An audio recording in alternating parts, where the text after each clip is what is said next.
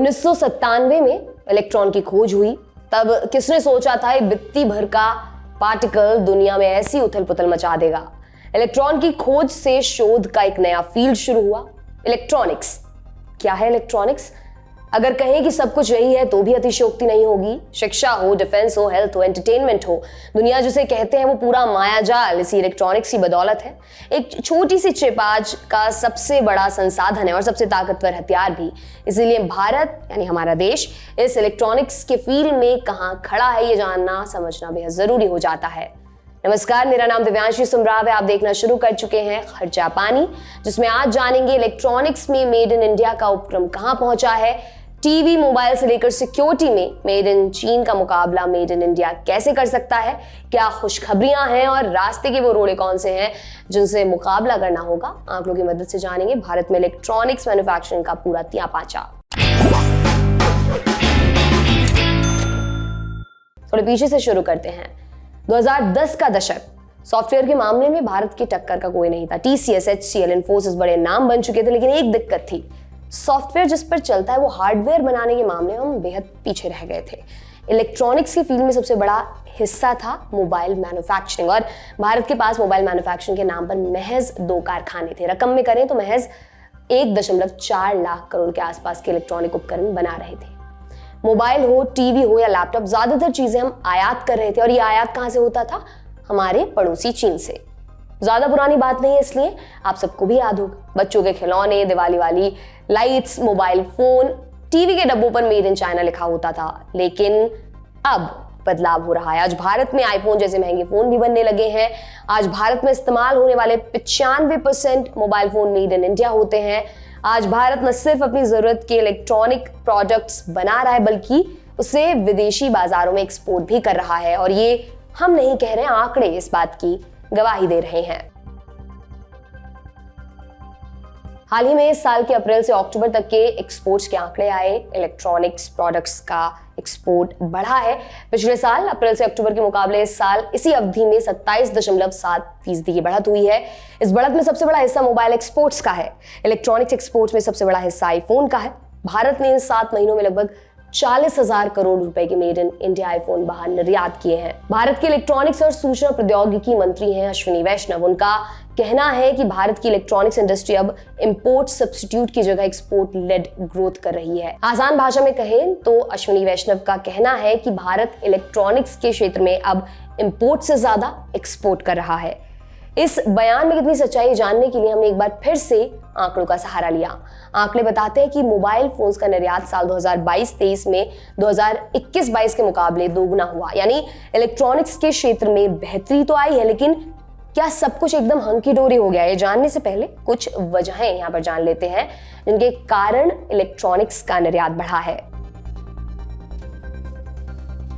भारत में mobile manufacturing में growth की सबसे बड़ी वजह है सरकार का पुश। 2020 में सरकार ने मोबाइल मैन्युफैक्चरिंग को लेकर एक प्रोडक्शन लिंक्ड इंसेंटिव पॉलिसी बनाई। और क्या है ये पॉलिसी? आसान भाषा में कहें तो मोबाइल बनाने पर सरकार कंपनियों को बोनस देगी। इस पॉलिसी के तहत मोबाइल बनाने वाली बड़ी बड़ी कंपनियां जैसे एप्पल, सैमसंग, फॉक्सकॉन ने अपनी फैक्ट्री लगाई और मोबाइल प्रोडक्शन में इजाफा हुआ। क्या ये पॉलिसी सिर्फ मोबाइल बनाने पर लागू है? इसका जवाब है नहीं। शुरुआत में सरकार ने इस स्कीम में सिर्फ 3 इंडस्ट्रीज को शामिल किया था, लेकिन इसकी सफलता देखते हुए इसे 14 और क्षेत्रों में लागू कर दिया गया है। ये स्कीम इलेक्ट्रॉनिक्स और मोबाइल के लिए मार्च 2020 में लागू हुई थी, जिसका साफ अंतर दिखा। 2017-18 में भारत ने 28,000 करोड़ के फोन आयात किए थे, जबकि 2022-23 में आयात कम हुआ और 88,000 से ज्यादा के मोबाइल निर्यात भी किए गए। स्कीम का फायदा एक ये भी हुआ कि कुछ भारतीय कंपनियों ने भी इलेक्ट्रॉनिक्स के क्षेत्र में निवेश शुरू किया। मसलन रिलायंस इंडस्ट्रीज ने जियो लैपटॉप लॉन्च किया, वहीं टाटा ने एप्पल के साथ मिलकर आईफोन प्रोडक्शन शुरू करने का फैसला लिया। ये सब अच्छी खबरें हैं, क्योंकि मैन्युफैक्चरिंग ग्रोथ भविष्य में भारत की ग्रोथ रेट का सबसे महत्वपूर्ण हिस्सा साबित होने वाला है। वर्तमान अच्छा दिख रहा है, अब जान लेते हैं भविष्य से क्या उम्मीदें हैं। इलेक्ट्रॉनिक्स और सूचना प्रौद्योगिकी मंत्रालय की 2021-22 की सालाना रिपोर्ट बताती है कि भारत दुनिया में दूसरा सबसे बड़ा मोबाइल फोन मैन्युफैक्चरर है और आने वाले समय में सबसे ज्यादा मोबाइल फोन बनाने का उद्देश्य है। सरकार की कोशिश है कि 2026 तक इलेक्ट्रॉनिक मैन्युफैक्चरिंग की वैल्यू 24 लाख करोड़ तक पहुंच जाए। अश्विनी वैष्णव के अनुसार उनका मंत्रालय और वित्त मंत्रालय मिलकर काम कर रहे हैं। एक और अधिकारी है director general of foreign trade. इनका काम अगर देसी भाषा में समझें तो ये भारत सरकार में बड़े अधिकारी होते हैं जो आयात और निर्यात के डिपार्टमेंट को चलाते हैं। इनका मानना है कि भारत का 2030 तक $1 ट्रिलियन के निर्यात या एक्सपोर्ट टारगेट में एक बड़ा योगदान इलेक्ट्रॉनिक्स IT हार्डवेयर का होगा। सरकार की कोशिश है कि आने वाले समय में भारत में सेमीकंडक्टर चिप्स की मैन्युफैक्चरिंग भी शुरू हो जाएगी, क्योंकि अभी भारत को जरूरी सेमीकंडक्टर चिप्स विदेशों से खरीदनी पड़ती है और इस चक्कर में भारत को बड़ा घाटा हो रहा है, जबकि चीन जैसे देश इस फील्ड में तेजी से तरक्की कर रहे हैं। चीन दुनिया की 50% से अधिक इलेक्ट्रॉनिक उत्पाद बनाता है। इनमें सुरक्षा से जुड़े उपकरण भी शामिल हैं, जैसे सर्विलांस सिस्टम। इन प्रोडक्ट्स का उपयोग सेना और इंटेलिजेंस एजेंसियां करती हैं। इलेक्ट्रॉनिक मैन्युफैक्चरिंग पर पकड़ के चलते चीन दुनिया का कारखाना बना हुआ है। हर देश उत्पादों के लिए चीन पर निर्भर है, भारत भी। इसे किसी भी तनाव की स्थिति में चीन को बड़ा हैंड मिल जाता है। भारत के लिए जरूरी है कि वो इलेक्ट्रॉनिक मैन्युफैक्चरिंग के मामले में जल्द से जल्द आत्मनिर्भर हो। इलेक्ट्रॉनिक वो फील्ड है जिसमें सबसे ज्यादा विदेशी निवेश होता है, क्योंकि इस सेक्टर में टेक्नोलॉजी की बहुत जरूरत होती है। इसलिए जरूरी है कि भारत इस फील्ड में तेजी से पग भरे।